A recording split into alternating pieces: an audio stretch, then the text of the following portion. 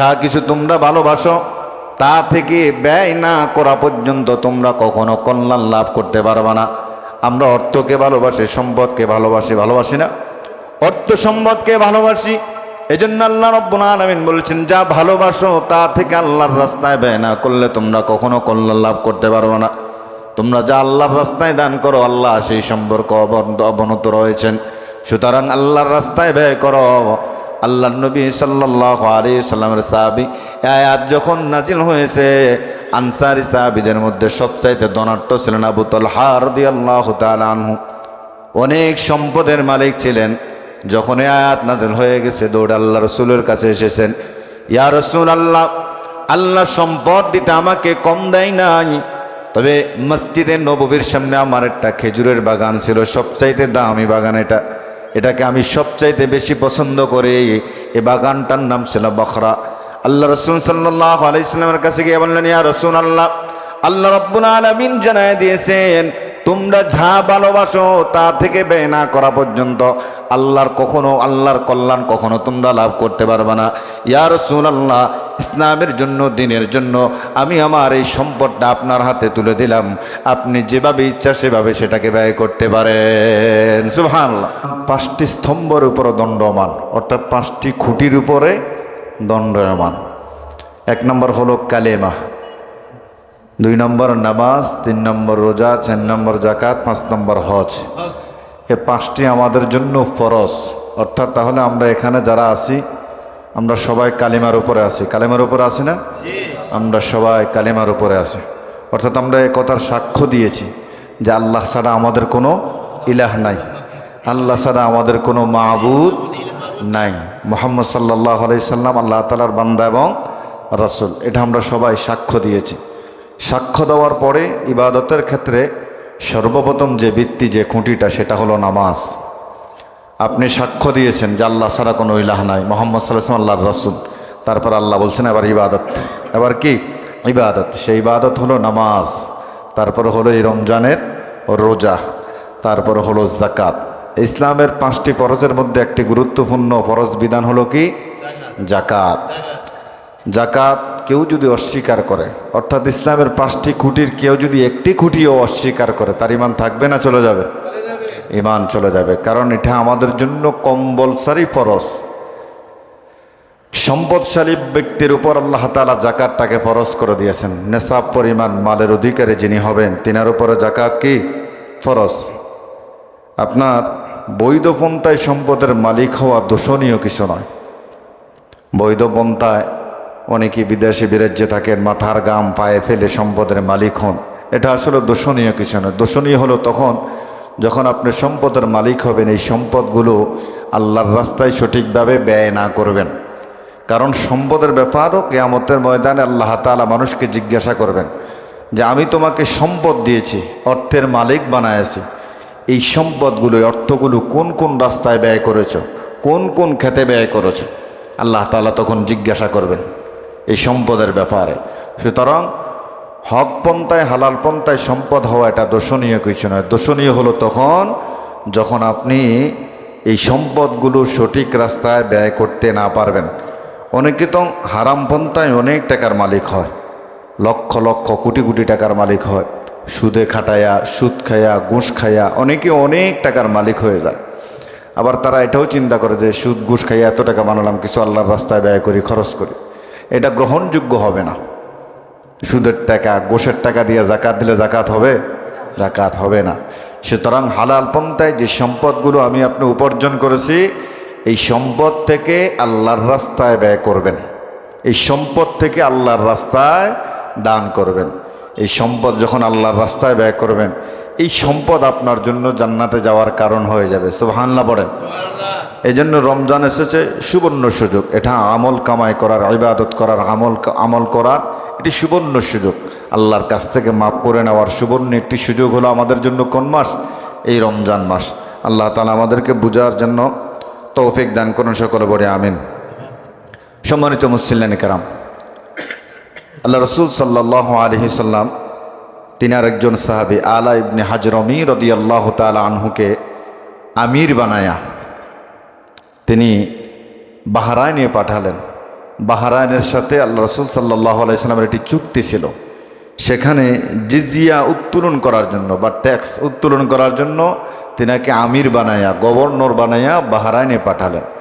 বাহরাইনে যাওয়ার পরে তিনি আবার আল্লাহর নবীর সাহাবী আবু উবাইদা ইবনে জাররাহ রাদিয়াল্লাহু তাআলা আনহুকে সেই দায়িত্বটা দিলেন যে তুমি ট্যাক্স বা জিজিয়া উত্তোলন করো। এগুলো বাহরাইন থেকে উত্তোলন করার পরে তিনি যখন মদিনায় আসলেন, আস্তে আস্তে ফজরের নামাজের সময় হয়ে গেছে। তো তিনি আল্লাহ রাসূল সাল্লাল্লাহু আলাইহি সাল্লামের সঙ্গে ফজরের নামাজটা আদায় করলেন। রাসূল করিম সাল্লাল্লাহু আলাইহি সাল্লাম ফজরের নামাজ আদায় করার পরে যখন দুই দিকে সালাম ফিরালেন, তখন দেখলেন অসংখ্য অগণিত মানুষ হাজির হয়ে গেছে। আল্লাহ রাসূল একটি মুস্কি হাসি দিলেন। আল্লাহ রাসূল বললেন, আমি বুঝতে পেরেছি তোমরা কী জন্য এসেছো। তোমরা এসেছো আবু উবাইদা ইবনে জাররাহ রাদিয়াল্লাহু তাআলা আনহু যে সম্পদগুলো নিয়ে এসেছে এগুলোর জন্য তোমরা এসেছো। এগুলো তোমাদেরই হক, এগুলো তোমাদের জন্য আনা হয়েছে। তবে আমি তোমাদের জন্য চিন্তিত এই জন্য যে তোমাদের পূর্ববর্তী উম্মত যারা ছিল তারাও দুনিয়ার লোভে পড়ে, অর্থের লোভে পড়ে, সম্পদের লোভে পড়ে আখেরাত হারিয়ে ফেলেছে। আমারও তোমাদের জন্য ভয় হয়, তোমাদের সম্পদের জন্য নয়, ভয় হয় তোমরাও আগের উম্মতের মতো দুনিয়ার লোভে পড়ে, স্বার্থের লোভে পড়ে, অর্থের লোভে পড়ে তোমরা আখেরাত হারিয়ে ফেলবে, এই জন্য ভয় হয়। দুনিয়ার লোভে পড়ে, দুনিয়ার মায়ায় পড়ে, অর্থ প্রাচুর্য, নারী বাড়ি গাড়ির মায়ায় পড়ে তোমরা আখেরাত হারিয়ে ফেলবে। রাসূল সাল্লাল্লাহু আলাইহি ওয়াসাল্লাম বড় আফসোস করে এই কথাটি বলেছেন। আজকে আমরা আখেরাতের কথা চিন্তাও করি না। দুনিয়ার পিছনে আমরা যেভাবে ছুটে চলছি, আখেরাতের কথা আমরা মোটেও চিন্তা করি না। আখেরাতের চিন্তা, আখেরাতের ভয়, জাহান্নামের ভয়, কবরের ভয় যদি আমাদের থাকতো তাহলে এভাবেই নারী পুরুষ একাকারভাবে মার্কেটে যেতে পারতো না। কথা বলেন ঠিক কিনা? এই যে চলে আসছে আর কয়দিন পরেই তো মার্কেটে দৌড়াদৌড়ি শুরু হয়ে যাবে। এখনও তো ঠিকমতো দোকানপাটে যাওয়া যায় না, মহিলাদের ঠেলায় এখনই যাওয়া যায় না। দুনিয়াতে কিভাবে সাজগুজ করবে সেই চিন্তায় দিশেহারা হয়ে গেছে। কে কত টাকা বেশি দিয়ে জামা কিনতে পারবে, মানুষের ভিতরে এই চিন্তা নাই। এজন্য আল্লাহ রাসূল খুব আফসোস করে বলছেন, আমার ভয় হয়, আমার ভয় হয় তোমাদের জন্য। দুনিয়ার লোভে পড়ে তোমরা আখেরাতকে হারিয়ে ফেলবে, দুনিয়ার লোভে পড়ে তোমরা জান্নাতকে হারিয়ে ফেলবে। যে জান্নাত আল্লাহ তাআলা আমাদের জন্য অনেক নাজ নেয়ামত রেখে দিয়েছেন। দুনিয়া তো কিছুই নয়, দুনিয়া কি কাচ্ছেন আর কি দেখতেছেন। আল্লাহ তাআলা জান্নাতে আমাদের জন্য এত নিয়ামত রেখে দিয়েছেন। রাসূল বললেন, কোনো চোখ আজও পর্যন্ত সেই নিয়ামত দেখে নাই, কোনো অন্তঃকরণ আজও পর্যন্ত কোনো কল্পনাও করতে পারে নাই আল্লাহ তাআলা জান্নাতে মুমিনদের জন্য কি নিয়ামত রেখে দিয়েছেন। সুবহানাল্লাহ বলেন না? দুনিয়ায় কষ্ট করা লাগবে, দুনিয়ায় কষ্ট করলে আখেরাতে আপনি কি খাবেন? মিষ্টি খাবেন। মুরব্বীরা বলে কষ্টের পরেই আসে সুখ, কষ্টের পরেই আসে মিষ্টি। কষ্ট করলেন আপনি মিষ্টি খেতেন, আপনি কষ্ট নাই, দুনিয়ায় আরাম আসে চলেছেন, সুদ খেয়েছেন, ঘুষ খেয়েছেন, জুলুম নির্যাতন নিপীড়ন, কিন্তু আপনি আখেরাত আপনার চিন্তাও নাই, জান্নাত আপনার চিন্তাও নাই, মরার কথা আপনার ভয়ও নাই। কিন্তু আপনার সঙ্গী কত মানুষ চলে যাচ্ছে, আপনার সমবয়সী কত মানুষ চলে যাচ্ছে, কত যুবক, কত শিশু, কত বৃদ্ধা দুনিয়ার জমিন থেকে চলে যাচ্ছে, যারাও একদিন এই দুনিয়ায় দাপটের সাথে চলাফেরা করত, যারাও একদিন এই দুনিয়ায় দাপটের সাথে চলাফেরা করত, তারাও দুনিয়ার থেকে চলে যাচ্ছে। এই জন্য আমরা নিজেদের জন্য যা পছন্দ করি অন্যের জন্য সেটাও পছন্দ করতে হবে। আল্লাহ সুবহানাহু ওয়া তাআলা কোরআন কারীম বলেন, লাউ তানালুল বিররা হাত্তা তুনফিকু মিম্মা তুহিব্বুন ওয়া মা তুনফিকু মিন শাইইন ফাইন্নাল্লাহা বিহি আলীম। রব্বুল আলামিন বলেন, তোমরা যা ভালোবাসো তা থেকে তা থেকে ব্যয় না করা পর্যন্ত তোমরা কখনো কল্যাণ লাভ করতে পারবে না। যা কিছু তোমরা ভালোবাসো তা থেকে ব্যয় না করা পর্যন্ত তোমরা কখনো কল্যাণ লাভ করতে পারবে না। আমরা অর্থকে ভালোবাসি, সম্পদকে ভালোবাসি না? অর্থ সম্পদকে ভালোবাসি।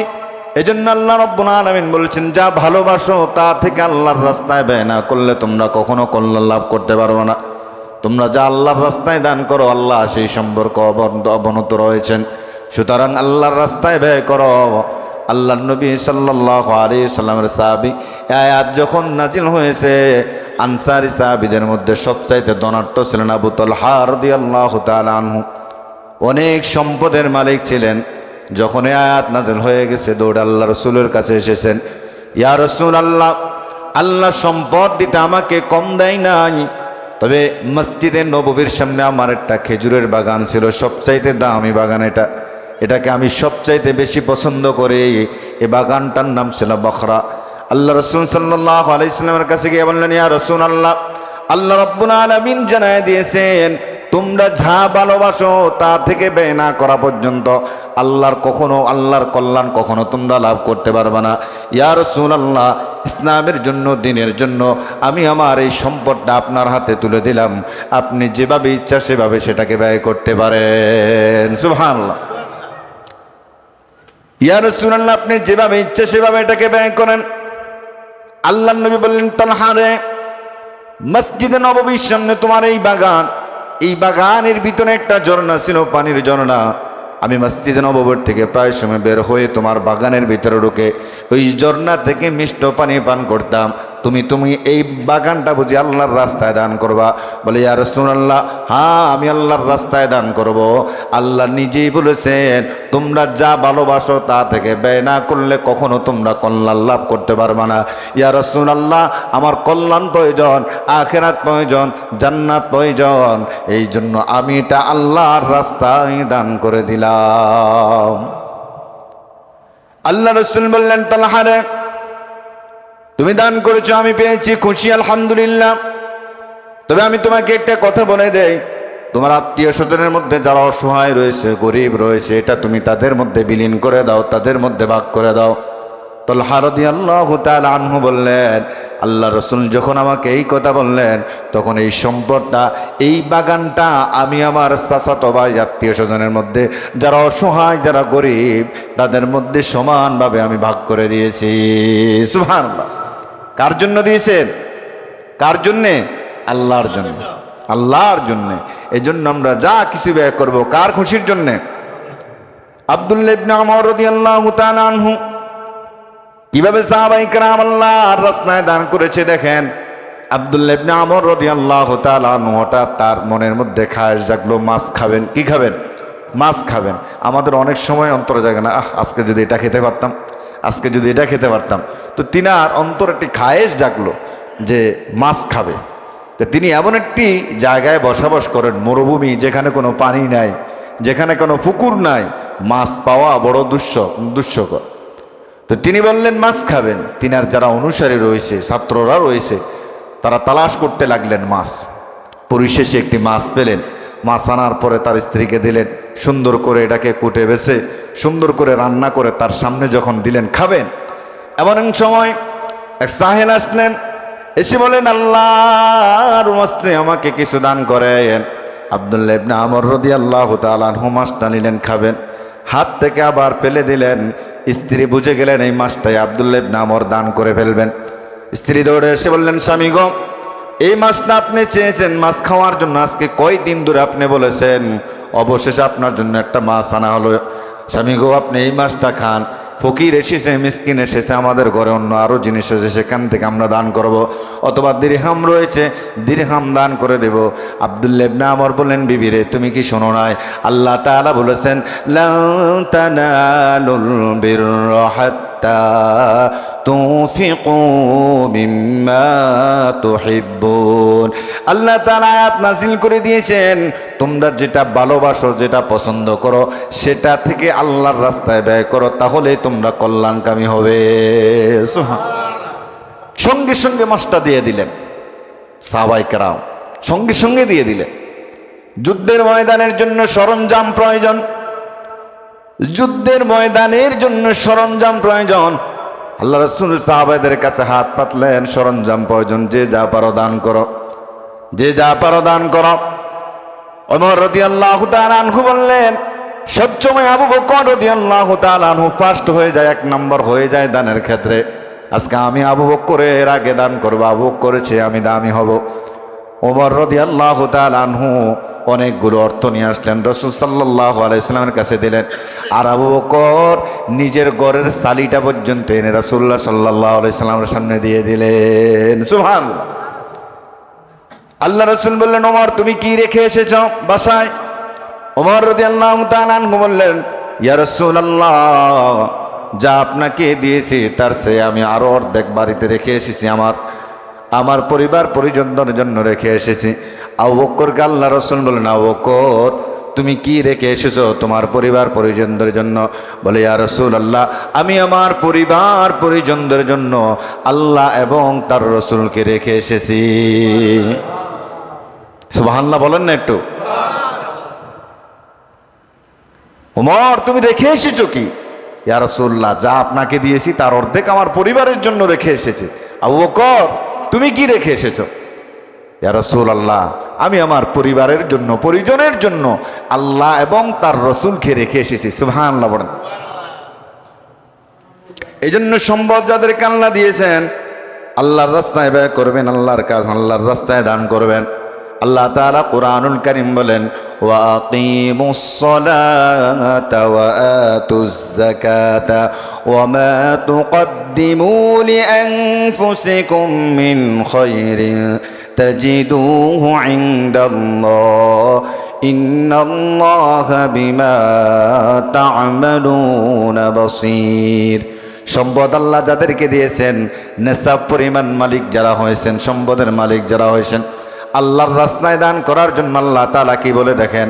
আল্লাহ তাআলা কুরআনুল কারীমে যত জায়গায় নামাজের কথা বলেছেন, নামাজের পরে আল্লাহ যাকাতের কথা বলেছেন। তার মানে আল্লাহ তাআলা বুঝাতে চেয়েছেন নামাজের যত দাম যাকাতের তত দাম। নামাজের জন্য যেমন আল্লাহ তাআলা ধরবেন, নেশাব পরিমাণ মালিক যারা হয়েছে, সম্পদের মালিক যারা হয়েছেন, আল্লাহ রব্বুল আলামিন আল্লাহর রাস্তায় ব্যয় করছে কিনা, যাকাত দিয়েছে কিনা, সেটার জন্য কিয়ামতের ময়দানে আল্লাহ তাআলা তাদেরকে ধরবেন কিনা। কুরআনুল কারীমে যত জায়গায় নামাজের কথা এসেছে তত জায়গায় যাকাতের কথাও এসেছে। আল্লাহ বলেন, ওয়া আকিমুস সালাতা ওয়া আতুজ যাকাত, তোমরা সালাত আদায় করো, সালাত কায়েম করো, যাকাত আদায় করো। ওয়া মা তুকদ্দিমু লিআনফুসিকুম মিন খায়রিন তাজিদুহু ইনদাল্লাহ, তোমরা তোমাদের জন্য যা কিছু আল্লাহর কাছে আগে পাঠায়া দিয়েছো, তোমাদের আমলগুলো যা আল্লাহর কাছে আগে পাঠায়া দিয়েছো, আল্লাহ তাআলা এই জায়গায় বলছেন নামাজ আদায় করো, যাকাত প্রদান করো, যা তোমরা আগে আল্লাহর কাছে পাঠায়া দিয়েছো। অর্থাৎ বোঝা গেল নামাজ পড়লাম এর সওয়াব আল্লাহর কাছে পৌঁছে গেছে। যারা অতীতে যাকাত দিয়েছেন, সামনে যারা যাকাত দিবেন এর সওয়াব আল্লাহর কাছে পৌঁছে যাবে। আল্লাহ বলে, বান্দারে শুনে নাও, তুমি যখন দুনিয়ার জমিন থেকে চলে যাবা, যখন চোখ বন্ধ হয়ে যাবে, রুহটা বাইর হয়ে যাবে, চারজনে চার কান্দে করে কবরে নেবে। কবরে নামানো মাত্র আমি আল্লাহ তোমার প্রতিদান তোমাকে দান করে দেব। প্রতিদান আল্লাহ দেবেন। আল্লাহ তাআলা বলছেন, যা কিছু তোমরা আগে পাঠায়া দিয়েছো পরকালের জন্য, যা কিছু তোমরা পরকালের জন্য পাঠায়া দিয়েছো, তুমি যখন মরবা, চারজনে চার কাঁধে করে যখন তোমাকে কবরে শোয়াবে, শোয়ানো মাত্রই আল্লাহ তোমার প্রতিদানটা তোমাকে বুঝাইয়া দিবেন। সুবহানাল্লাহ বলেন। তারপর আয়াত আল্লাহ বলেন, ওয়া আকিমুস সালাতা ওয়া আতুজ যাকাতা ওয়া আতিউর রাসূলা লাআল্লাকুম তুরহামুন। আল্লাহ রাব্বুল আলামিন বলেন, ওয়া আকিমুস সালাত, তোমরা সালাত কায়েম করো, ওয়া আতুজ যাকাত, যাকাত প্রদান করো, ওয়া আতিউর রাসূলা, রাসূলের অনুগত্য করো। কার অনুগত্য? কথা বলেন না কেন? আপনারা তো অন্যমনস্ক হয়েছেন। কার অনুগত্য? ওয়া আতিউর রাসূলা, রাসূলের অনুগত্য করো। তাহলে আয়াত দ্বারা বুঝে গেল নামাজ আদায় করা মানে রাসূলের অনুগত্য করা, যাকাত দেওয়া মানে রাসূলের অনুগত্য করা। আল্লাহ বলেন, যারা রাসূলের অনুগত্য করবা লাআল্লাকুম তুরহামুন, আমি আল্লাহ রাব্বুল আলামিন আমার রহমত দানকারী বান্দাদের অন্তর্ভুক্ত বানায় দেব। সুবহানাল্লাহ। তাহলে নামাজ পড়া মানে রাসূলের অনুগত্য করা, যাকাত দেওয়া মানে রাসূলের অনুগত্য করা। আল্লাহ তাআলা বলেন, লাআল্লাকুম তুরহামুন, যাতে তোমরা রহমত প্রাপ্ত বান্দাদের অন্তর্ভুক্ত হও। তাহলে যাকাত দেওয়ার মাধ্যমে, নামাজ পড়ার মাধ্যমে আল্লাহ তাআলার রহমত প্রাপ্ত বান্দাদের অন্তর্ভুক্ত হওয়া যাবে। তারপর আল্লাহ রাব্বুল আলামিন বলেন, والمقيمين الصلاة والمؤتون الزكاة والمؤمنون بالله واليوم الآخر أولئك سنؤتيهم أجرا عظيما জাকাত দিলে লাভটা কি আবার দেখেন আল্লাহ বলেন ওয়াল মুকিমিনাস সালাত যারা সালাত আদায় করে ওয়াল মুতুনাজ যাকাত যারা জাকাত দেয় ওয়াল মুমিনুনা বিল্লাহি ওয়াল ইয়াউমিল আখির যারা আল্লাহ এবং আখিরাতের প্রতি বিশ্বাস স্থাপন করে আল্লাহ এবং আখিরাতের প্রতি কি করে বিশ্বাস স্থাপন করে আল্লাহ এবং আখিরাতের প্রতি যারা বিশ্বাস স্থাপন করে তারাই তো আল্লাহর রাস্তায় ব্যয় করবে কথা বলেন ঠিক কিনা যারা মুশরিক যারা কাফের আল্লাহর প্রতি যাদের বিশ্বাস নাই পরকালের প্রতি যাদের বিশ্বাস নাই জাহান্নাম কবর জান্নাত সম্পর্কে যাদের বিশ্বাস নাই তারা কি দান করবে তারা প্রয়োজনে মানুষের পকেট থেকে আরো নিয়ে নিজের পকেট কি করবে ভারী করবে এই জন্য আল্লাহ বলেছেন নামাজ যারা পড়বে যাকাত যারা দেবে আল্লাহ এবং পরকালের প্রতি যারা বিশ্বাস স্থাপন করবে আল্লাহ বলেন উলাইকা সানুতিহিম আজরান আযীমা সুবহানাল্লাহ বলেন আমি আল্লাহ তাদেরকে প্রতিদান দেব বিশাল প্রতিদান আমি আল্লাহ তাদেরকে প্রতিদান দেব যারা নামাজ পড়বে যাকাত দেবে আল্লাহ এবং পরকালের প্রতি বিশ্বাস স্থাপন করবে অবশ্যই আমি আল্লাহ রব্বুল আলামিন তাদেরকে পরকালে বিশাল প্রতিদান দান করব আল্লাহ রাসূল সাল্লাল্লাহু আলাইহি সাল্লাম মক্কা থেকে মদিনায় যখন গেলেন একটা যাকাত ফান্ড বানালেন বাইতুল মাল একটা বানালেন ধনীদের থেকে সম্পদ যাকাত নিয়ে নেয়া বাইতুল মালটাকে বড় করলেন আল্লাহ নবী সাল্লাল্লাহু আলাইহি সাল্লাম বলেন শোনো যারা এতিম রয়েছে সমাজের মধ্যে যাদের বাপ নাই দুনিয়ার জমিন থেকে চলে গেল আমি মুহাম্মদ সাল্লাল্লাহু আলাইহি সাল্লাম তাদের জিম্মাদার হয়ে গেলাম যারা ঋণ রেখে দুনিয়ার জমিন থেকে চলে গেল আমি মুহাম্মদ সাল্লাল্লাহু আলাইহি সাল্লাম এই যাকাত পান থেকে তার ঋণ পরিশোধ করে দেব আপনারা তো ভাগ্যবান আপনাদের গ্রামে একটা যাকাত পান আছে না এই যাকাত পান থেকে গরিব অসহায় মানুষকে সহযোগিতা করেন না আলহামদুলিল্লাহ বলেন সবাই স্বতঃস্ফূর্তভাবে সবাই এটাতে দান করবেন স্বতঃস্ফূর্তভাবে আপনাদের যাকাত মান্ডে দান করবেন কারণ এই ফান্ড থেকে রাসূল সাল্লাল্লাহু আলাইহি ওয়াসাল্লাম মক্কা থেকে মদিনায় যাওয়ার পর এমন একটা ফান্ড তৈরি করেছেন যাকাত ফান্ড ধনীদের থেকে যাকাত রাসূলুল্লাহ সাল্লাল্লাহু আলাইহি ওয়াসাল্লাম এই ফান্ডে জমা নিতেন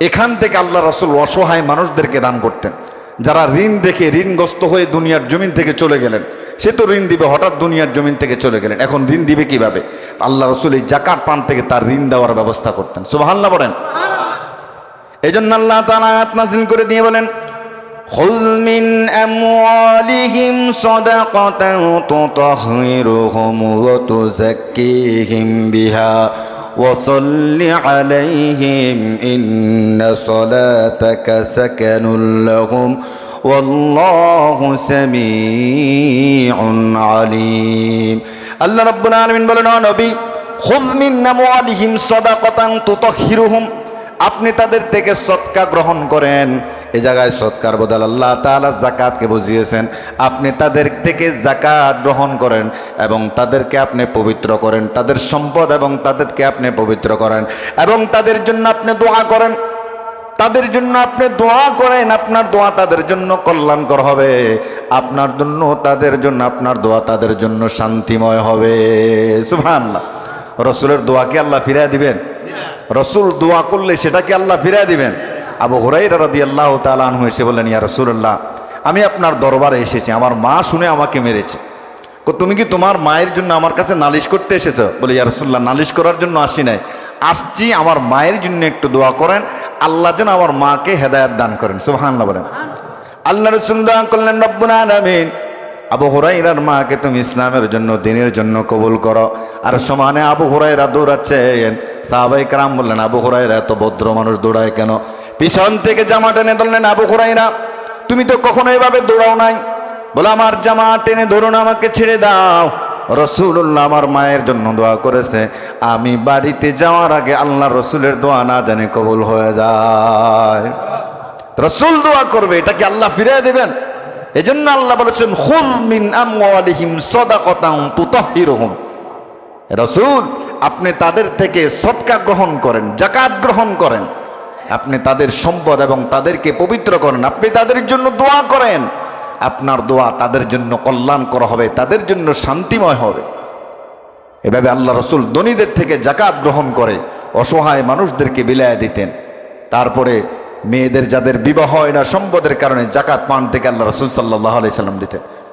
আল্লাহ নবী সাল্লাল্লাহু আলাইহি সাল্লাম দুনিয়ার জমিন থেকে চলে যাওয়ার পরে সাহাবায়ে কেরাম মদিনাবাসীরা জাকাত দেওয়া বন্ধ করে দিয়েছে।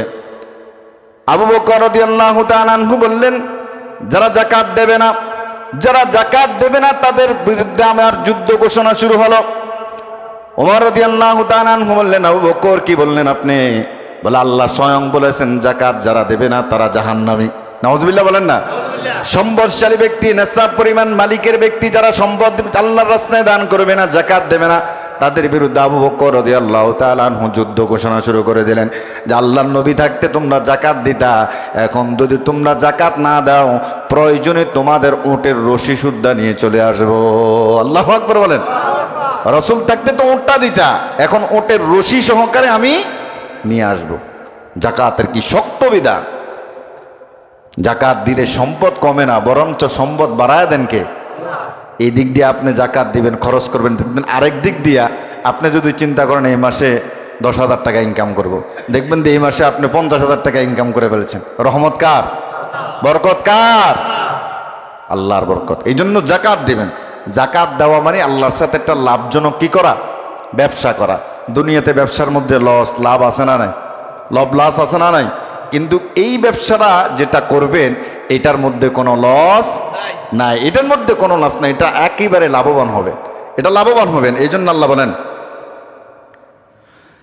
والذين يكنزون الذهب والفضة ولا ينفقونها في سبيل الله فبشرهم بعذاب أليم। যারা জাকাত দেয় না, স্বর্ণরূপ পঞ্জীভূত করে রাখে, জাকাত দিতে চায় না, স্বর্ণরূপ এগুলো অর্থ সম্পদ জমায় রাখে, আল্লাহ সুবহানাহু ওয়া তাআলা বলেন ফাবাশশিরহুম বিআযাবিন আলীম, তাদেরকে মর্মান্তিক শাস্তির সুসংবাদ দাও। শাস্তির কি সুসংবাদ হয়? শাস্তির কি সুসংবাদ হয়? শাস্তির সুসংবাদ হয় না। এখানে আল্লাহ তাআলা গুরুত্ব বুঝাতে চেয়েছেন, জাকাতের গুরুত্ব বুঝাতে চেয়েছেন যে না দিলে কেমন শাস্তি আল্লাহ দেবেন, মর্মান্তিক শাস্তির তাদেরকে সুসংবাদ দাও। এই জন্য স্বর্ণ রূপা অলংকার অর্থ সম্পদ এগুলো পঞ্জীভূত করে রেখে এগুলো জমা করে রাখবেন না, কারণ এগুলো যদি জমা করে রাখেন আল্লাহর রাস্তায় ব্যয় করেন, পরকালে এগুলো বিশাল বড় সাপ হবে।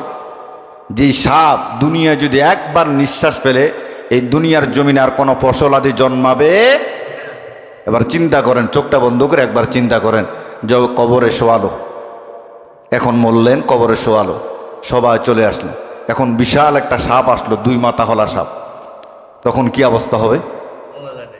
এই সাপ শুধু আপনাকে দংশন করবে, আপনি তখন বলবেন যে কেন আপনি আমাকে দংশন করতেছেন? তখন বলবে আমি আপনার পঞ্জীভূত করে রাখা সম্পদ, আমি আপনার স্বর্ণ, আমি আপনার রূপ্য, আমি আপনার সম্পদ, এগুলো আপনি জমায়ে রেখেছেন, দুনিয়ায় আল্লাহর রাস্তায় ব্যয় করেন নাই, জাকাত দেন নাই, সদকা দেন নাই, আমি আজকে এগুলো বিষাক্ত সাপ হয়ে আপনাকে দংশন করতেছি। নাউজুবিল্লাহ বলেন। এই জন্য যাদেরকে আল্লাহ তাআলা সম্পদ দিয়েছে, অর্থের মালিক বানায়েছেন, আপনারা এই রমজান মাসে হিসাব করে আল্লাহর রাস্তায় ব্যয় করবেন, হিসাব করে আল্লাহর রাস্তায় ব্যয় করবেন, হিসাব ছাড়াও ব্যয় করেন। যত বেশি দিবেন তত বেশি সওয়াব, যত বেশি দিবেন তত বেশি। 1 টাকা দান করবেন 70 থেকে 700 গুণ আল্লাহ তাআলা সওয়াব দিবেন। এবার যদি 1000 দান করেন কত হাজার সওয়াব, সুবহানাল্লাহ। এগুলো আমার আপনার জন্য নাজাতের উসিলা হয়ে যাবে। এই জন্য বাড়িতে মা বোনরা যারা আছে 7.5 ভরি স্বর্ণ, 7.5 ভরি কি স্বর্ণ, 52 তোলা রূপা, 52 তোলা রূপা, এগুলো যদি থাকে জাকাত দিতে হবে। আর সব সম্পদ মিলায় যদি 52 তোলা রূপার সমপরিমাণ সম্পদ থাকে তাহলে তাকে হিসাব করে আল্লাহর রাস্তায় দান করতে হবে, জাকাত দিতে হবে। জাকাত না দিলে বাঁচার কোনো উপায় নাই, বাঁচার কোনো রাস্তা নাই। বাঁচতে হলে, পরকালে বাঁচতে হলে আল্লাহর রাস্তায় জাকাত দিতেই হবে, এছাড়া কোনো রাস্তা। আল্লাহ তাআলা আমাদেরকে বুঝার, আল্লাহর রাস্তায় ব্যয় করার, জাকাত দেওয়ার তৌফিক দান করুক। সকলে বলে আমিন।